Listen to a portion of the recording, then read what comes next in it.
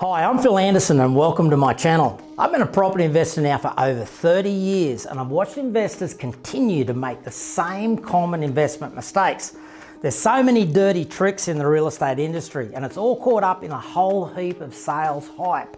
I want to cut through that sales hype and help investors avoid the common mistakes. I hope you enjoy the following content, but please remember to like and subscribe. G'day listeners and viewers across the country and welcome once again to another episode of Street Smart Property Investing. I'm joined by Mr. Trent Durrington. How are you, Durro? Mate, I'm excited. Excited? So am I, Big mate. news this week. Big news. Yeah. Now, many of the listeners would have heard that, of course, Brisbane has secured the 2032 Olympic and Paralympic Games. Now, at face value, that's exciting news for Australia. I'm sure we're all, excited that that's coming up. We'll have access to those amazing games, etc. But I don't think the investors may realise the opportunity that presents for property investors to capitalise on what will be hundreds of thousands of dollars of price growth within Southeast Queensland.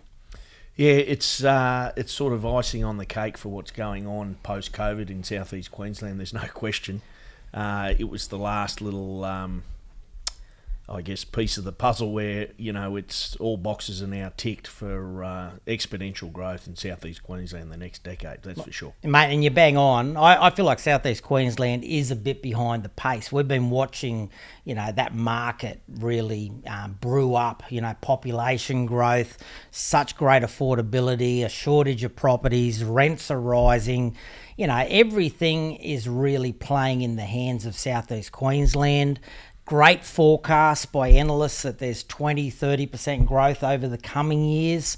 And of course, if we look at the data behind any city that's been awarded an Olympic Games in the past, there is phenomenal growth in that 5 years leading up to the actual event. So this is a very spectacular 10-year period ahead for Southeast Queensland. Oh, it is, and we've spoken about it before on this podcast, but Brisbane already was becoming a destination city, internally and externally, as far as the way the world is looking at the cities. Mm-hmm. This is only going to help that. I was in the city I was just about to say, look at us personally. Like, we would never have used Brisbane, apologies to the Brisbane residents listening, but we would never have used Brisbane as a family getaway type location. Of course, we're going there for sport, events, things that happen, but we're choosing to use that now as a getaway location because it's really got some great elements that are evolving out of that market. Oh, it is 100%. It's certainly got lots of culture, restaurants, the infrastructure around private and public that's being spent. It's exponential, mate. I was at the gym this morning in discussions of, about Brisbane and what it means for Southeast Queensland, and I think the bulk of Australians will probably take it for granted just what this actually means for jobs, property. Mm-hmm. Whole layers of how it benefits everybody through the whole food chain, so to speak. Absolutely. Well, let's talk a couple of numbers. They're saying that the securing the games, even though there is a huge amount of infrastructure already in place thanks to the Commonwealth Games, the additional infrastructure, what's required to obviously get the city prepared for the, that huge volume of, requirements. There's about 130,000 jobs that will be created leading up to the Games, and an additional 10,000 jobs the year of the Games. The data, the forecasts around what it will do to property prices is from a median house price today in Greater Brisbane of about $516,000. By the end of that 10-year period, it'll be 40% above the typical forecasted figures for that 10-year growth. It'll be 1.24 million median house price. 516,000 today to 1.24 million median house price across Greater Brisbane. Yeah. That's game changer stuff. It is game changer. We see it all the time, and I guess we look back sometimes and just look at what history's told us, and what markets, how they've performed. To think that the median would be over $1 million in 10 years, I'd have to really dig into it. But it's amazing stats. Amazing. It's big numbers, right? Yeah, And yeah. of course, Sydney had the 2000 Olympics. We saw, nearly 90% growth through that period for the Sydney market, even higher growth in Melbourne in that same period of time because of the population and the focus on Australia. I think we're going to come out the end of this COVID period, if there ever is a true end of this period. And I think already the world is looking at Australia as just this sanctuary, this island, protected, easy to cut off boundaries, beautiful, natural, landscape, lifestyle choices, right? And leading into the Olympics, it's just going to build and build and build. Yeah, Melbourne basically takes the bulk of our migration. I see that really pivoting because there's going to be a lot more eyes on Brisbane, southeast Queensland as a destination, lifestyle, affordability. But I see immigrants really going, why Melbourne?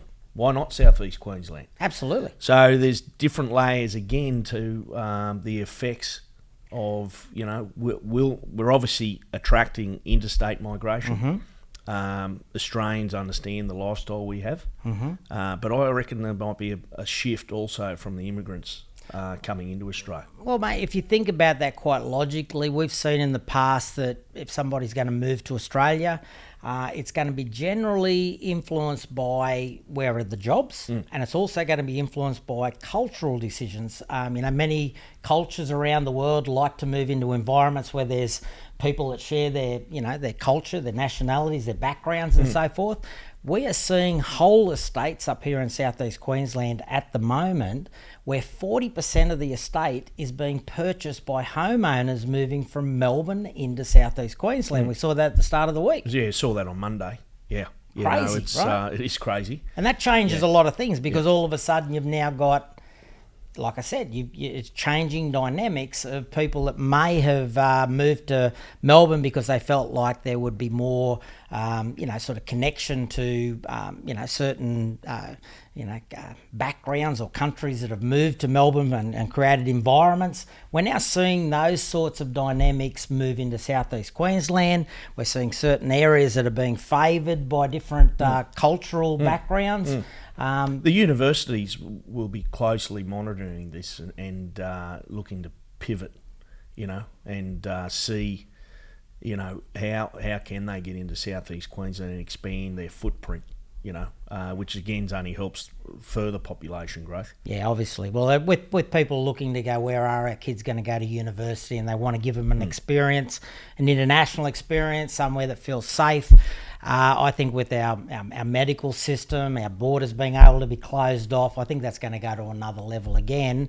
And I think with focus on the greater Brisbane region, southeast Queensland really, historically, what I've learnt through investigating, sort of what the impact is of a Olympic Games type level focus, is that whole communities are affected, and it's about a 20-year period of time. The 10 years leading up, the 10 years following, there's more awareness about health, there's more awareness about activity, more awareness about international exposure, it changes. It changes everything in communities. It becomes an incredibly positive reference. If you're a child growing up in that environment, it's proven that you're much more likely to take on physical pursuits, have much more healthy mindset.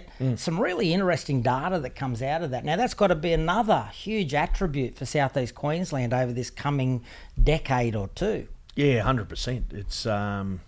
It's certainly, there's been some sporting teams that have suffered from a spectator's perspective in southeast Queensland, only because, unlike Sydney and Melbourne, there's in southeast Queensland there's a lot of options for people to do recreation wise.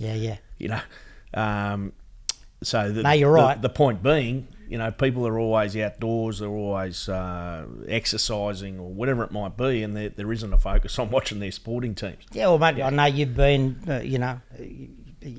competitor, at a international level in baseball and so forth, and you would have seen cities where you couldn't really do anything. Because of climate and conditions and whatever, except for going to an indoor day, a covered environment or something, right? No, the Yanks, and I see the Melbourne fanatical about sports, but not a lot of other options to do when the weather's not good. Well, this is the thing, right? And we are talking about an environment being a massive footprint. Southeast Queensland is bigger than the footprint of Melbourne and Sydney put together when you actually really physically break it down. But the expectation around the boom that the Olympics will, further add to, it's from the Gold Coast, inland to Toowoomba, up to the Sunshine Coast, and spilling out of those boundaries as well. Events will happen in all of those locations. There's a historic, a record level urban development that's happening in Brisbane. And if there was a negative that I would see potentially, that village that they're creating in that Brisbane, sort of riverside development, it's going to house more than 14,000 athletes, and that could set up a bit of an issue with the apartment owners. You imagine coming out the end of that period of time and having that volume of apartments really becoming, vacant in the city. I don't know what the long-term thoughts are around that. It's probably the model now, which has only really come to light in the last, I feel like it's only the last 18 months to 2 years, is the build-to-rent model. The big property, it probably matches a big property fund that can absorb that vacancy period. But it'd be more than likely a big fund that would come in and construct that. Yeah, which brings to mind for me the idea that even if you're an owner-occupier, which you might think, well, that doesn't affect me, vacant units isn't good for anyone. If you're going to provide, $7,000, 10,000 additional units into any one market at one particular time, that's going to draw very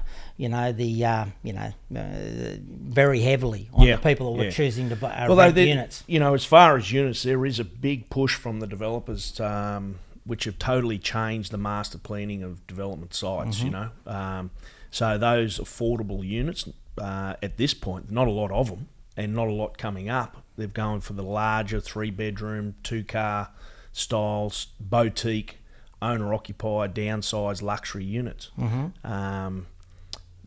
Probably getting a bit distracted there, but that's through the Sunshine Coast, Brisbane, and the Gold Coast. So interesting to watch that market as well. No doubt. We're having new conversations about the apartment market that we haven't had I can't ever remember having really, and that's largely driven by those downsizes that are expected to flow out of Sydney and Melbourne. Some people want to, live in an apartment, be able to lock it up, travel, do whatever, not have a backyard and things to worry about. But that's different. It's a new quality of product that's coming I guess we're talking about it because we like that product. But you're talking $1.5 million starting price. Sure.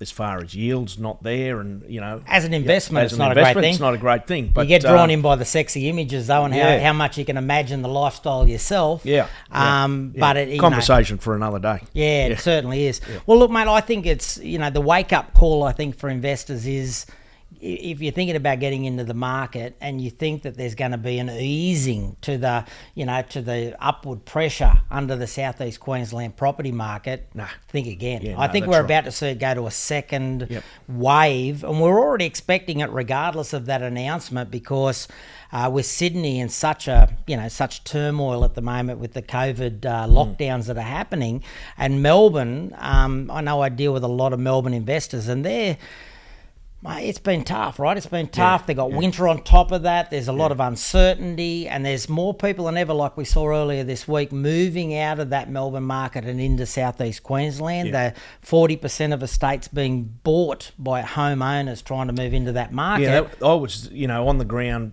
that was an amazing stat, that.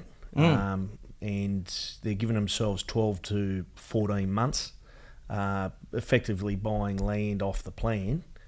Which is good, but it's given them that time to sell up from the southern states and get settled here in Queensland. But that's still happening regardless of any home buyer grant or any incentives. And it's affordable. It just comes back to affordable. Absolutely. Well, mate, we're seeing people move out of regional areas in New South Wales and move into southeast Queensland because there's, instead of paying $700,000 or $800,000 for a property in a Port Macquarie or a Coffs Harbour, they're now targeting southeast Queensland where they can come in and buy something under $600,000. I don't know how long that'll last, but the reality is that there is a price difference. Sydney and Melbourne, much more so.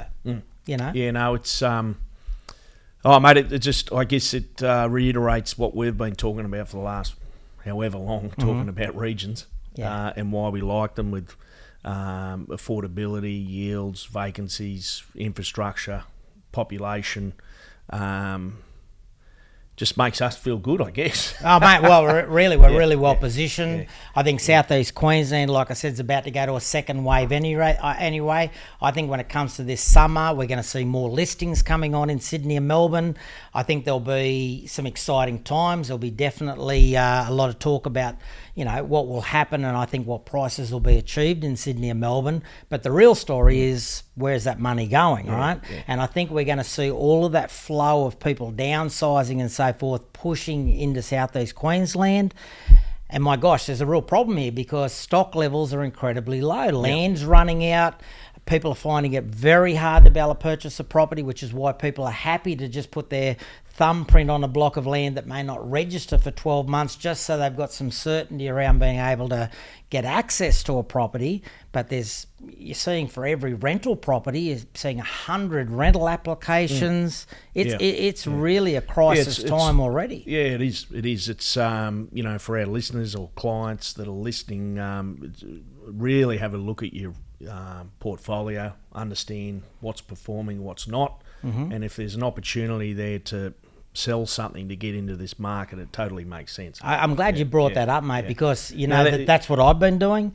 We've been talking about it. Some of the people I work very closely with, that's what they're doing, getting out of markets that there's no reason to get out of them except there are better opportunities. They're performing okay, their yields are good, etc., but they're liquid at the moment, so why not put them into something that's going to work harder for you? Work harder and potentially leverage. Instead of buying one, it's based on selling other investments in other markets. There might be opportunity to leverage to buy two or three in this market. Sure. Yeah. Well, I'm also seeing, because of the yields that we're achieving, people that are getting out of one or two properties that may be cash flow positive, $50, $100 a week, and they're getting into a couple of other properties that when combined are giving them an additional $500 a week, pushing that $500 a week onto their principal place of residence, their family home loan, smashing that off. So there's this wave that's happening, and I think it's only going to pick up in pace. No, that's it, mate. Mate, great topic. Hopefully you guys got a bit of an insight as to how passionate we are about southeast Queensland, but how much more we expect to see this, this energy and this boom last now because of the announcement around the 2032 Olympic Games. Yeah, good exciting catching up, times, buddy. Mate. All right, mate. Let's talk again about some other topics as where we think are going to explode, why we think they're going to explode, and what the listeners should be looking out for. Cool. Talk soon, guys. Thanks for watching, guys. Don't forget to subscribe, and also feel free to leave me a question. I look forward to helping as many property investors as possible. Take care, and we'll talk soon.